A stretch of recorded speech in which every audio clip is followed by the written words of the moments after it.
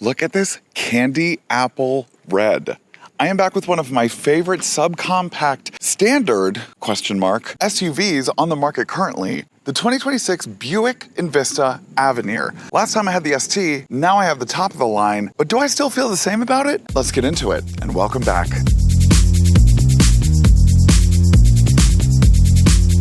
Welcome back to Sparkplug TV. My name is Chris, and I do car reviews for literally everybody, not just car enthusiasts. What does that mean? It means I'm gay and I like cars. That's it. Are you gay? Let me know in the comments below.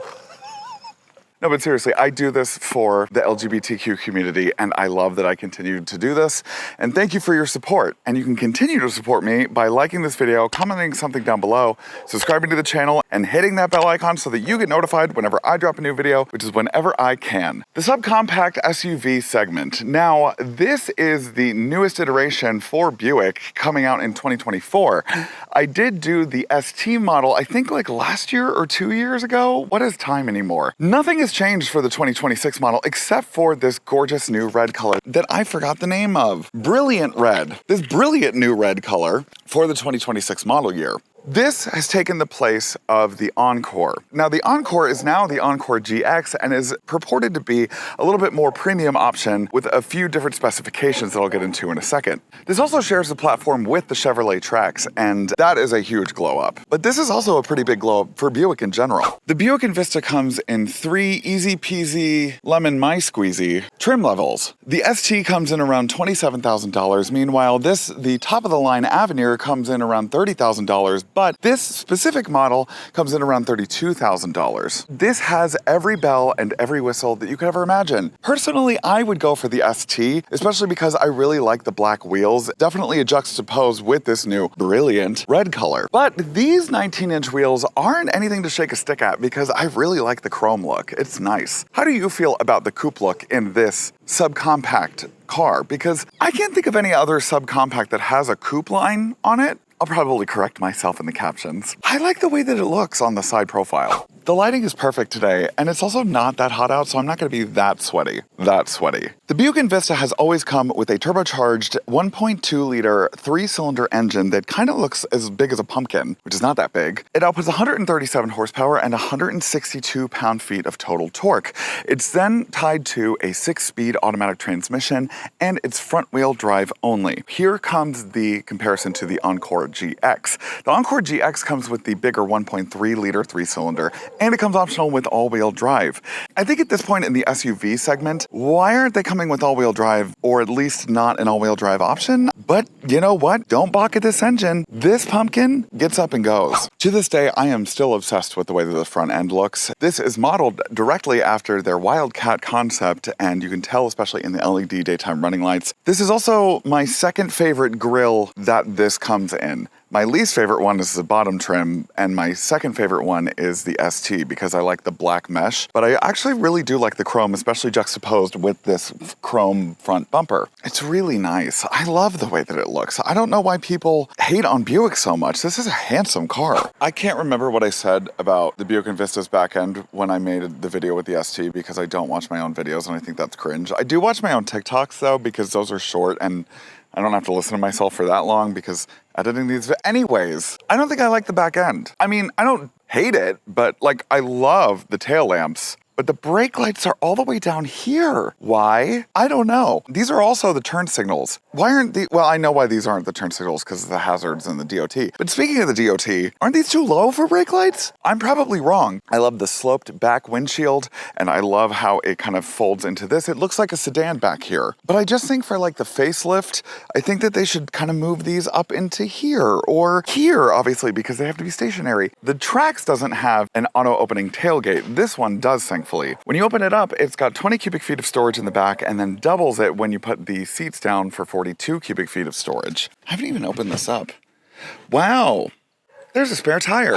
Okay, I'm gonna make this quick because I've made a video on the Envista before, and if you wanna see my first driving impressions, you can go watch that video. If you wanna stay here, I can let you know that this is my first time dealing with the Watts Link rear suspension. It's meant to help in dynamic driving situations, but I actually think that it also helps, and I'm not 100% positive on this, but I think it does at the end of the day help with highway driving, straightaway driving. It is an incredibly nice handling car, especially over bumps. It does also help keep it flat on the road when you are cornering in it. Now, the engine,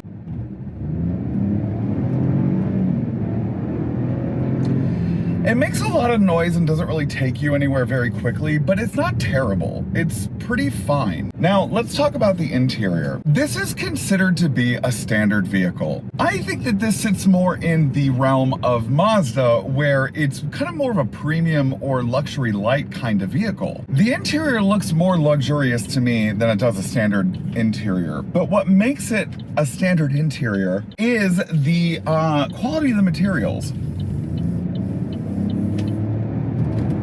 I think the other thing I forgot to mention is that the torque steer definitely comes out to play sometimes when you are really putting the pedal to the metal. Back to the materials. This looks like leather, but it's not, and it's not very soft, but they make up for it with the stitching. And speaking of the stitching, it is in the best material in this car, which are the seats. These seats are incredibly comfortable. I really like the stitching pattern on it, and I like the fact that it's got the Avenir logo on the headrest. Hey. So it has an automatic climate control system. It's not dual zone, but it is an automatic climate control system, which is a little bit more premium than the other one. It's got, and why I say, hang on, this corner.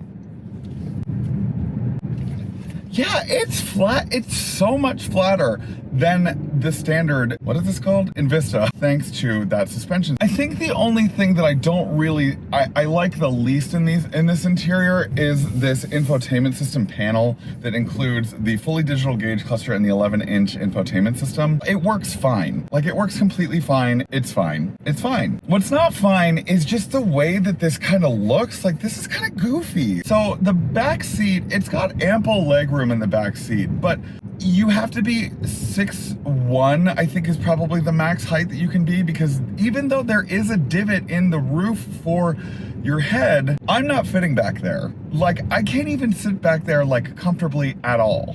Are you guys gay? Comment down below. No, but seriously, like this video, comment something down below. I mean, if you're gay, comment that, I guess. And most importantly, please subscribe to my channel. You subscribing to my channel helps me get more press cars like this. So thank you for your support. First of all, I love it.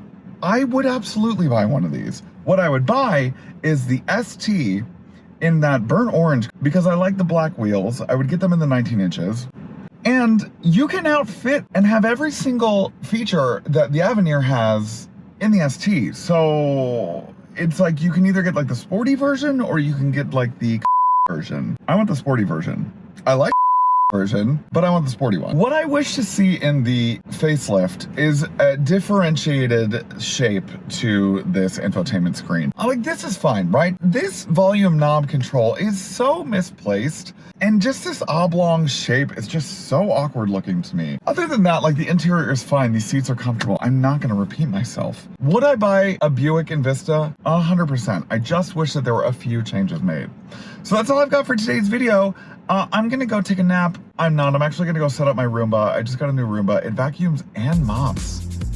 Technology, it's taken over. Bye-bye.